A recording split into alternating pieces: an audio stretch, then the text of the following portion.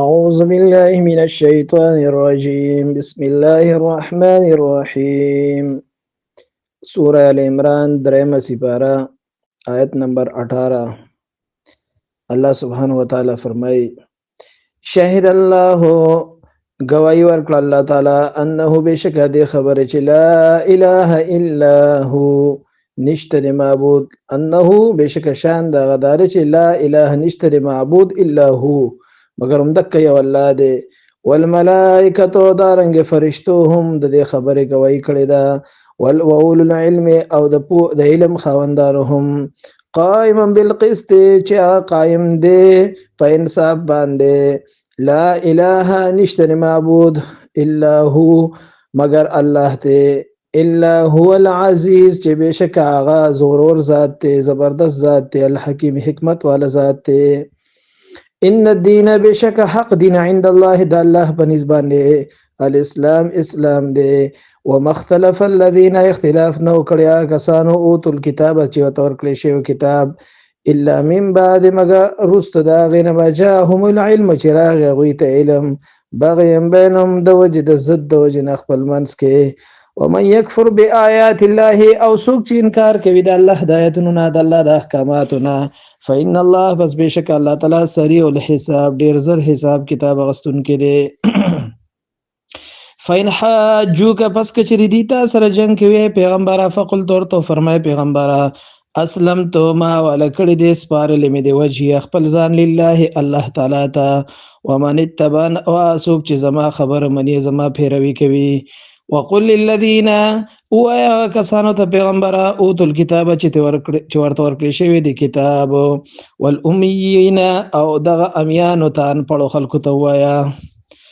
اوتل کتاب اهل کتاب به يهود او نصارا او ته امیین چې کوم مشرکانو او په تورات انجیل باندې ایمان نو هغه ته به امیین و ان پړه اسلمتم آیاتو اسلام قبل وای فین اسلموا پس کچری غی غاړه کې خدای الله اسلامي قبول کو د الله دین قبول کو نو فقد احترو پس دی بیا پس ملار شو خو ان تولوا کچری دوی مخ واړو انکار یو کو فینما بس بشکه پیغمبر علیک البلاغ پتا باندې سر پیغام رسول دی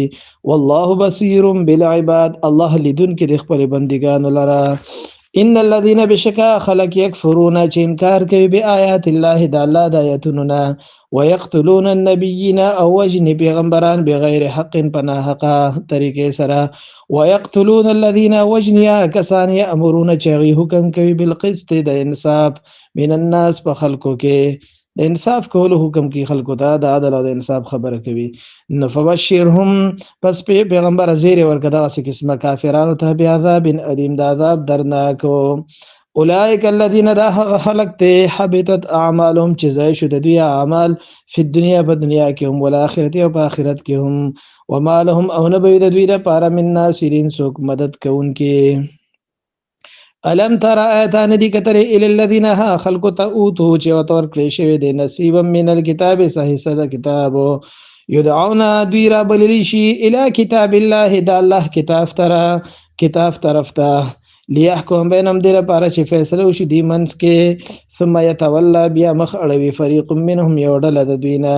وهم معرضون او دوی اعراض کوونکي دي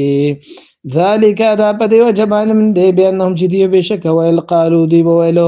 لن تبصر النار هرگز نبر رسی مون تور د جهنم